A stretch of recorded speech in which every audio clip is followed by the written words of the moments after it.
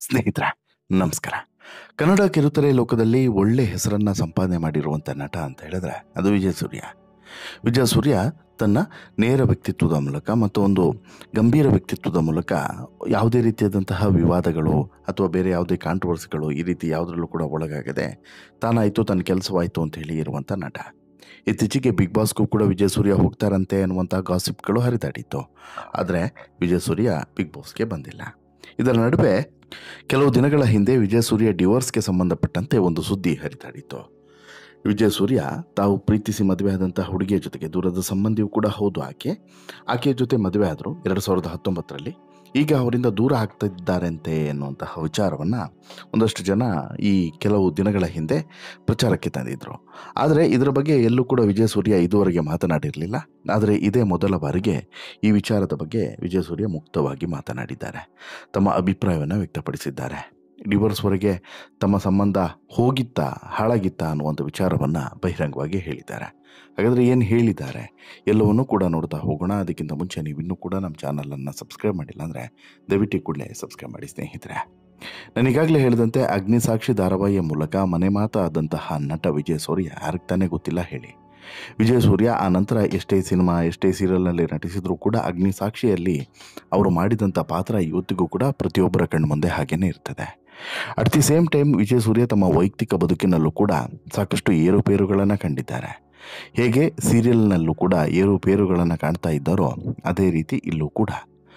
ದೂರದ ಸಂಬಂಧಿ ಚೈತ್ರ ಅವರನ್ನು 2019ರಲ್ಲಿ ಮದುವೆ ಆದಂಥ ವಿಜಯ್ ಸೂರ್ಯ ಇವತ್ತಿಗೆ ಮುದ್ದಾದಂತಹ ಮಕ್ಕಳನ್ನು ಹೊಂದಿದ್ದಾರೆ. ಇವರನ್ನು ಡಿಂಪಲ್ ಕಪಲ್ ಅಂತಲೂ ಕೂಡ ಕರ್ನಾಟಕ ಕರೆದಿತ್ತು. ಆದರೆ ಇತ್ತೀಚೆಗೆ ವಿಜಯ್ ಸೂರ್ಯ ಅವರು ಸೋಷಿಯಲ್ ಮೀಡಿಯಾದಲ್ಲಿ ತಮ್ಮ ಪತ್ನಿ ಹಾಗೂ ಮಗುವಿನ ಜೊತೆಗಿದ್ದಂಥ ಎಲ್ಲ ಫೋಟೋವನ್ನು ಕೂಡ ಡಿಲೀಟ್ ಮಾಡಿ ಶಾಕನ್ನು ಕೊಟ್ಟಿದ್ದರು. ಇದರ ಬೆನ್ನಲ್ಲೇ ವಿಜಯ್ ಮತ್ತು ಚೈತ್ರ ದಾಂಪತ್ಯದಲ್ಲಿ ಬಿರುಕು ಮೂಡಿದ್ದು ಡಿವೋರ್ಸ್ಗೆ ಮುಂದಾಗಿದ್ದಾರೆ ಎನ್ನುವಂಥ ಸುದ್ದಿಗಳು ಹರಿದಾಡಿತು. ಈ ಬಗ್ಗೆ ಇದುವರೆಗೆ ಎಲ್ಲೂ ಕೂಡ ಮಾತನಾಡದಂಥ ವಿಜಯ್ ಸೂರ್ಯ ಮೊಟ್ಟ ಮೊದಲ ಬಾರಿಗೆ ಒಂದು ಸಂದರ್ಶನದಲ್ಲಿ ಮೌನವನ್ನು ಮುರಿದಿದ್ದಾರೆ. ತಮ್ಮ ಈ ಡಿವೋರ್ಸ್ ವಿಚಾರವಾಗಿ ಸುದ್ದಿ ಆಗಿತ್ತಲ್ವಾ, ಆ ಸುದ್ದಿಯ ಬಗ್ಗೆನೂ ಕೂಡ ಮಾತನಾಡಿದ್ದಾರೆ. ಜೊತೆಗೆ ತಮ್ಮ ಸಂಬಂಧದ ಬಗ್ಗೆನೂ ಕೂಡ ಕ್ಲಾರಿಟಿಯನ್ನು ಕೊಟ್ಟಿದ್ದಾರೆ. ಇಲ್ಲಿ ಸಿನಿಮಾ ವಿಚಾರಗಳಿಗಿಂತನೂ ಕೂಡ ಪರ್ಸನಲ್ ವಿಚಾರಗಳೇ ಹೆಚ್ಚು ಗಮನವನ್ನು ಸೆಳೀತವೆ. ಕೆಲವೊಮ್ಮೆ ಕಡಿಮೆ ಫಾಲೋವರ್ಸ್ ಇರುವಂಥ ಅಕೌಂಟ್ನಿಂದನೂ ಕೂಡ ವೈರಲ್ ವಿಚಾರಗಳು ಹೊರಬರ್ತವೆ. ಮಿಲಿಯನ್ ಗಟ್ಟಲೆ ಫಾಲೋವರ್ಸ್ ಇದ್ದವರ ಅಕೌಂಟ್ನಿಂದ ಯಾವುದೇ ಅಟ್ರಾಕ್ಷನ್ ಸಿಗದೆಯೂ ಕೂಡ ಇರ್ತದೆ. ಹೀಗಂತೇಳಿ ಹೇಳಿದ್ದು ಬೇರೆ ಯಾರೂ ಅಲ್ಲ, ಸ್ವತಃ ವಿಜಯ್ ಸೂರ್ಯ ಅವರೇ. ವಿಜಯ್ ಸೂರ್ಯ ಅವರು ಇತ್ತೀಚೆಗೆ ತಮ್ಮ ಒಂದು ಇಂಟರ್ವ್ಯೂನಲ್ಲಿ ಈ ಬಗ್ಗೆ ಮಾತನಾಡ್ತಾ ಹೋಗ್ತಾರೆ. ವಿಜಯ್ ಸೂರ್ಯ ಅವರು ಸೋಷಿಯಲ್ ಮೀಡಿಯಾದಿಂದ ದೂರ ಉಳಿಯೋದಕ್ಕೆ ಇತ್ತೀಚಿನ ಡಿವೋರ್ಸ್ ವದಂತಿಯೇ ಕಾರಣ ಅನ್ನೋದನ್ನು ಪರೋಕ್ಷವಾಗಿ ಹೇಳ್ತಾ ಇದ್ದಾರೆ. ಏನಕ್ಕೆ ಈ ಬಗ್ಗೆ ಮೌನ ಮುರಿದಿರುವಂತಹ ವಿಜಯ್ ಸೂರ್ಯ ಮೊಟ್ಟ ಮೊದಲ ಬಾರಿಗೆ ಈ ಬಗ್ಗೆ ಪ್ರತಿಕ್ರಿಯೆಯನ್ನು ಕೊಟ್ಟಿದ್ದಾರೆ. ಇತ್ತೀಚೆಗೆ AI ಟೆಕ್ನಾಲಜಿಯ ದುರ್ಬಳಕೆ ಆಗ್ತಾ ಇದೆ. ಇದೇ ಕಾರಣಕ್ಕೆ ಮಗು ಮತ್ತು ಫ್ಯಾಮಿಲಿಯ ಎಲ್ಲ ಫೋಟೋಗಳನ್ನು ಕೂಡ ನಾನು ಸೋಷಿಯಲ್ ಮೀಡಿಯಾದಿಂದ ಡಿಲೀಟ್ ಮಾಡಿದೆ. ಕಾರಣ ಅದನ್ನು ಹಿಡ್ಕೊಂಡು ಮಿಸ್ಯೂಸ್ ಆಗಬಾರದು ಅನ್ನೋಂಥ ಕಾರಣಕ್ಕೋಸ್ಕರ ಫ್ಯಾಮಿಲಿ ವಿಚಾರಗಳು ಫೋಟೋಸ್ಗಳು ಬೇಡ ಅಂತ ಹೇಳ್ಬಿಟ್ಟು ಡಿಲೀಟ್ ಮಾಡಿದೆ. ನಾನು ನನ್ನ ತಂದೆ ತಾಯಿ ಹೆಂಡತಿ ಫ್ಯಾಮಿಲಿ ಎಲ್ಲರ ಜೊತೆಗಿದ್ದಂಥ ಫೋಟೋಗಳನ್ನು ಡಿಲೀಟ್ ಮಾಡಿದ್ದು. ಆದರೆ ಕೆಲವರಿಗೆ ಅದು ಬೇರೆ ರೀತಿಯೇ ಕಾಣಿಸ್ತು. ಜನರ ಕಣ್ಣಿಗೆ ಕೇವಲ ನನ್ನ ಹೆಂಡತಿಯ ಫೋಟೋವನ್ನು ಡಿಲೀಟ್ ಮಾಡಿದ್ದು ಮಾತ್ರ ಕಾಣಿಸ್ತು. ಬೇರೆ ಯಾವ ಫೋಟೋಸ್ ಕೂಡ ಡಿಲೀಟ್ ಆಗಿದೆ ಅನ್ನೋದನ್ನು ಅವರು ಗಮನಿಸಲೂ ಕೂಡ ಇಲ್ಲ. ಜೊತೆಗೆ ಅದರ ಬಗ್ಗೆ ಮಾತು ಕೂಡ ಆಡಲಿಲ್ಲ. ಈಗೆಲ್ಲ ದೊಡ್ಡ ಸ್ಟಾರ್ಗಳ ಡಿವೋರ್ಸ್ ಆದರೆ ತಮ್ಮ ಪತಿ ಅಥವಾ ಪತ್ನಿಯ ಫೋಟೋಗಳನ್ನು ಡಿಲೀಟ್ ಮಾಡ್ತಾರೆ. ನಾನು ಫೋಟೋ ಡಿಲೀಟ್ ಮಾಡಿದಾಗಲೂ ಕೂಡ ಜನ ಅದೇ ರೀತಿ ಕಲ್ಪಿಸ್ಕೊಂಡಿದ್ದಾರೆ. ಸೋಷಿಯಲ್ ಮೀಡಿಯಾದಲ್ಲಿ ಒಳ್ಳೆಯ ವಿಚಾರಗಳಿಗಿಂತ ಕೂಡ ನೆಗೆಟಿವ್ ವಿಚಾರಗಳೇ ಹೆಚ್ಚಾಗಿ ಬೇಗ ವೈರಲ್ ಆಗ್ತಿದೆ. ಈಗ ನನ್ನ ಸಿನಿಮಾ ವಿಚಾರ ಏನಾದರೂ ಹಾಕಿದರೆ ವೈರಲ್ ಆಗಲ್ಲ ರೀ ಅದು. ಇನ್ನು ಅದೇ ರೀತಿ ಈ ಟ್ವಿಸ್ಟ್ ಏನಾದರೂ ಇದ್ದರೆ ವೈರಲ್ ಆಗುತ್ತೆ. ಫೋಟೋಸ್ ಡಿಲೀಟ್ ಮಾಡಿದ ಮೊದಲ ದಿನವೇ ಈ ರೀತಿಯಾದಂಥ ಗಾಸಿಪ್ ವಿಡಿಯೋ ಒಂದು ನನಗೆ ಬಂತು. ಅದಕ್ಕೆ ನಾನು ತಲೆನೂ ಕೂಡ ಕೇಳಿಸ್ಕೊಳ್ಳಿಲ್ಲ. ನಾನು ಯಾವುದಕ್ಕೂ ಕೂಡ ಕ್ಲಾರಿಟಿ ಕೊಡೋದಕ್ಕೂ ಕೂಡ ಹೋಗಲ್ಲ ಅಂತಲೂ ಕೂಡ ಸ್ಪಷ್ಟನೆಯನ್ನು ಕೊಡ್ತಾರೆ. ಇನ್ನು ನನ್ನ ತಂದೆ ತಾಯಿಗೆ ಅತ್ತೆ ಮಾವನಿಗೆ ವಿಚಾರ ಗೊತ್ತಿರಬೇಕಷ್ಟೇ. ನನ್ನ ಸರ್ಕಲ್ನಲ್ಲಿರುವಂಥ ವ್ಯಕ್ತಿಗಳಿಗೆ ಮಾತ್ರ ಗೊತ್ತಿರಬೇಕು. ಅವರಿಗೆ ನಾನು ಕ್ಲಾರಿಟಿಯನ್ನು ಕೊಡುವುದು ನನ್ನ ಜವಾಬ್ದಾರಿ. ಇನ್ನು ನನ್ನ ಫ್ಯಾನ್ಸ್ಗೆ ನನ್ನ ಬಗ್ಗೆ ಚೆನ್ನಾಗಿಯೇ ಗೊತ್ತಿದೆ. ಬೇರೆಯವರಿಗೆ ಇಂತಹ ಗಾಸಿಪ್ ವಿಡಿಯೋಗಳು ಮಾಡಬೇಕು, ಲೈಕ್ಸ್ ವ್ಯೂಸ್ ಬರಬೇಕು, ಇದರಲ್ಲಿ ಯಾವುದು ಸರಿ ಯಾವುದು ತಪ್ಪು ಅನ್ನೋದು ನಂಗೆ ಗೊತ್ತಿಲ್ಲ. ಒಂದು ಫ್ಯಾಮಿಲಿಯ ಬಗ್ಗೆ ಈ ರೀತಿ ವಿಡಿಯೋ ಮಾಡಿದಾಗ ನಿಮಗೂ ಒಂದು ಫ್ಯಾಮಿಲಿ ಸಂಸಾರ ಇರುತ್ತೆ. ಈ ಥರ ವಿಡಿಯೋ ಬಂದರೆ ಯಾವ ರೀತಿ ಪರಿಣಾಮ ಬೀರುತ್ತೆ ಅನ್ನೋದನ್ನು ಒಂದು ಸಲ ಯೋಚನೆ ಮಾಡಿ ನಂತರ ವಿಡಿಯೋನ ಮಾಡಿ ಅಂತೇಳ್ಬಿಟ್ಟು ಬುದ್ಧಿ ಮಾತನ್ನು ಹೇಳಿದ್ದಾರೆ ವಿಜಯ್ ಸೂರ್ಯ.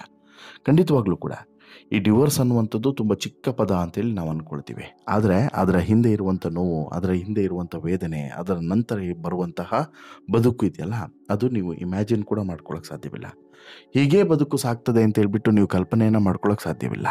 ಸಾಕಷ್ಟು ಚಾಲೆಂಜಸ್ಗಳನ್ನು ಎದುರಿಸೋದಕ್ಕೆ ಈ ಡಿವೋರ್ಸ್ ಅನ್ನುವಂಥ ಒಂದು ಘಟನೆ ಕಾರಣ ಆಗ್ತದೆ.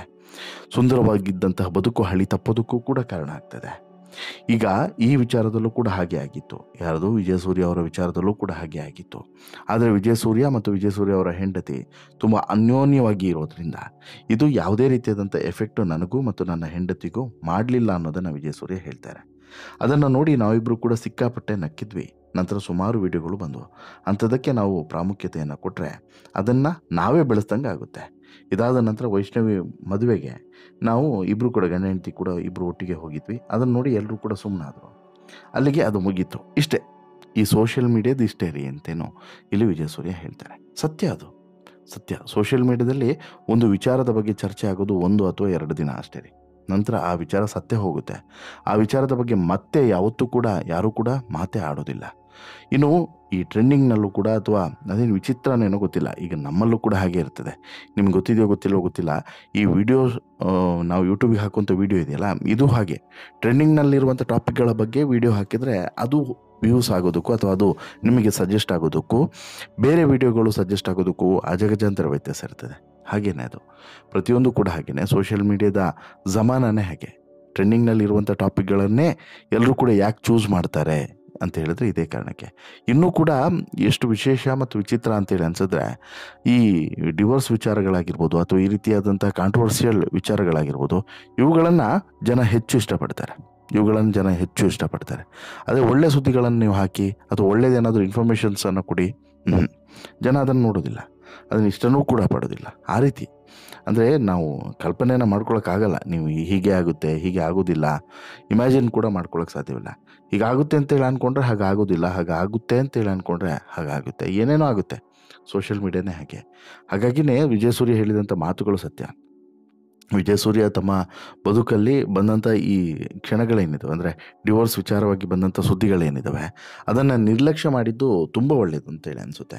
ಅದ್ರ ಬಗ್ಗೆ ರಿಯಾಕ್ಟ್ ಮಾಡಿದರೆ ಅಥವಾ ಅದ್ರ ಬಗ್ಗೆ ಮಾತನಾಡ್ತಾ ಹೋದರೆ ಮುಗಿದೇ ಇರುವಂಥದ್ದು. ಆಮೇಲೆ ಎಷ್ಟಕ್ಕೆ ಅಂತೇಳಿ ನೀವು ಮಾತನಾಡ್ತೀರಾ, ಎಷ್ಟು ವಿಚಾರದ ಬಗ್ಗೆ ಅಂತೇಳಿ ಕ್ಲಾರಿಟಿಯನ್ನು ಕೊಡ್ತೀರಾ. ದಿನಕ್ಕೊಂದು ವಿಚಾರದ ಬಗ್ಗೆ ಸೋಷಿಯಲ್ ಮೀಡಿಯಾದಲ್ಲಿ ಅಭಿಪ್ರಾಯಗಳು ವ್ಯಕ್ತವಾಗ್ತಿರ್ತದೆ. ಅದ್ರ ಬದಲಿಗೆ ಸುಮ್ಮನೆ ಇದ್ಬಿಟ್ರೆ ಈ ರೀತಿ ಯಾವುದೋ ಒಂದು ವೇದಿಕೆಯಲ್ಲಿ ನಂತರ ಕ್ಲಾರಿಟಿಯನ್ನು ಕೊಟ್ಬಿಡೋದು ಬೆಟರ್ ಅಂತೇಳಿ ವಿಜಯಸೂರ್ಯ ಅನಿಸ್ತಾರೆ. ಬಟ್ ಅವರ ಅಭಿಪ್ರಾಯದಲ್ಲಿ ಏನು ಕೂಡ ತಪ್ಪಿಲ್ಲ. ಆಮೇಲೆ ಅವ್ರು ಹೇಳಿರೋದು ಕೂಡ ಹಾಗೆ. ಅಂದರೆ ಕೆಲವೊಂದು ಸಲ ಏನಾಗುತ್ತೆ, ಯಾರೋ ಒಬ್ಬರು ಹರಡುವಂಥ ಸುದ್ದಿ, ಅದು ಚಿಕ್ಕ ವಿಚಾರ. ಈಗ ಕರೆಕ್ಟ್ ಫೋಟೋಸ್ಗಳನ್ನು ಡಿಲೀಟ್ ಮಾಡಿದ್ರು, ಫೋಟೋಸ್ಗಳು ಡಿಲೀಟ್ ಆದ ತಕ್ಷಣ ಸಂಬಂಧಗಳೇ ಹಳಸೋಯ್ತು ಅಂತೇಳಿ ನಾವು ನಿರ್ಧರಿಸೋಕ್ಕಾಗೋದಿಲ್ಲ, ಬೇರೆ ಬೇರೆ ಕಾರಣಕ್ಕೆ. ಈಗ ವಿಜಯಸೂರ್ಯ ಫೋಟೋಸ್ಗಳನ್ನು ಡಿಲೀಟ್ ಮಾಡಿದ್ದು ಕೂಡ ಒಳ್ಳೆಯ ಉದ್ದೇಶಕ್ಕೆ, ಅಂದರೆ ಮಿಸ್ಯೂಸ್ ಆಗಬಾರ್ದು, ಏನೋ ನಾಳೆ ದುರ್ಬಳಕೆ ಆಗಬಾರ್ದು ನಮ್ಮ ಫೋಟೋಸ್ಗಳು. ಈ ಕಾರಣಕ್ಕೆ ಮುನ್ನೆಚ್ಚರಿಕೆಯಿಂದ ಫೋಟೋಸ್ಗಳನ್ನು ಡಿಲೀಟ್ ಮಾಡಿದ್ದಾರೆ. ಅವ್ರು ಹೇಳಿದಂತೆ ಕೇವಲ ಹೆಂಡತಿ ಮಗು ಫೋಟೋ ಮಾತ್ರ ಅಲ್ಲ, ಎಲ್ಲ ಫೋಟೋವನ್ನು ಕೂಡ ಡಿಲೀಟ್ ಮಾಡಿದ್ದಾರೆ. ಅಪ್ಪ ಅಮ್ಮನ ಫೋಟೋ ಇರ್ಬೋದು, ಎಲ್ಲ ಫೋಟೋಸ್ಗಳನ್ನು ಕೂಡ ಡಿಲೀಟ್ ಮಾಡಿದ್ದಾರೆ. ಯಾಕಂತ ಹೇಳಿದ್ರೆ ಎಲ್ಲಿ ಕೂಡ ಮಿಸ್ಯೂಸ್ ಆಗೋದು ಬೇಡ ಅನ್ನೋಂಥ ಕಾರಣಕ್ಕೋಸ್ಕರ. ನಿಮಗೆ ಸಿಗೋದೇ ಇಲ್ಲ ಕೊಡಿ, ಅವರ ಸೋಷಿಯಲ್ ಮೀಡಿಯಾಗೆ ಹೋಗಿ ಹುಡುಕಿದ್ರೆ ನಿಮಗೆ ಸಿಗೋದೇ ಇಲ್ಲ, ಆ ರೀತಿ ಫೋಟೋಸ್ಗಳೇ ಸಿಗೋದಿಲ್ಲ. ಅದಕ್ಕೆ ಅವರ ಆಲೋಚನೆ ತಪ್ಪು ಅಂತೇಳಿ ಹೇಳೋಕ್ಕಾಗಲ್ಲ. ಬಟ್ ಈ ರೀತಿ ಗಾಸಿಪ್ಗಳು ಬರೋದಕ್ಕೆ ತಡೆಯೋಕ್ಕೂ ಕೂಡ ಸಾಧ್ಯವಿಲ್ಲ. ಏನೋ ಒಂದು ಚಿಕ್ಕ ಘಟನೆ ನಡೆದ ತಕ್ಷಣ ಗಾಸಿಪ್ಗಳು ಬಂದುಬಿಡ್ತವೆ. ಇಲ್ಲೂ ಕೂಡ ಹಾಗೆ ಆಗಿದೆ. ಬಟ್ಟು ವಿಜಯಸೂರ್ಯ ಮತ್ತು ಚೈತ್ರ ತುಂಬ ಚೆನ್ನಾಗಿದ್ದಾರೆ. ಈ ಡಿವೋರ್ಸ್ ಅನ್ನೋದು ಜಸ್ಟ್ ಗಾಸಿಪ್ಪು. ಅವರ ದಾಂಪತ್ಯ ತುಂಬ ಸುಂದರವಾಗಿದೆ, ಇಬ್ಬರು ಕೂಡ ಅನ್ಯೋನ್ಯವಾಗಿದ್ದಾರೆ ಎನ್ನುವಂಥ ವಿಚಾರವನ್ನು ಕೇಳಿದಾಗ ಸಹಜವಾಗಿ ಎಲ್ರಿಗೂ ಕೂಡ ಖುಷಿಯಾಗಿರ್ತದೆ. 100 ಕಾಲ ಇದೇ ರೀತಿ ಖುಷಿಯಾಗಿ ಇವರಿಬ್ಬರು ಕೂಡ ಗಂಡ ಹೆಂಡತಿ ಇರಲಿ ಅನ್ನೋದು ನಮ್ಮ ಆಶಯ, ನಮ್ಮ ಹಾರೈಕೆ. ನಿಮ್ಮ ಹಾರೈಕೆ ಏನು ದಯವಿಟ್ಟು ಕಮೆಂಟ್ ಮಾಡಿ ತಿಳಿಸಿ. ಜೊತೆಗೆ ಈ ಸ್ಟೋರಿ ಇಷ್ಟ ಆಯಿತು ಅಂತ ಹೇಳಿದ್ರೆ ಲೈಕ್ ಮಾಡಿ, ಶೇರ್ ಮಾಡಿ, ಚಾನಲ್ಗೆ ಸಬ್ಸ್ಕ್ರೈಬ್ ಆಗೋದನ್ನು ಮರಿಬೇಡಿ. ಧನ್ಯವಾದ.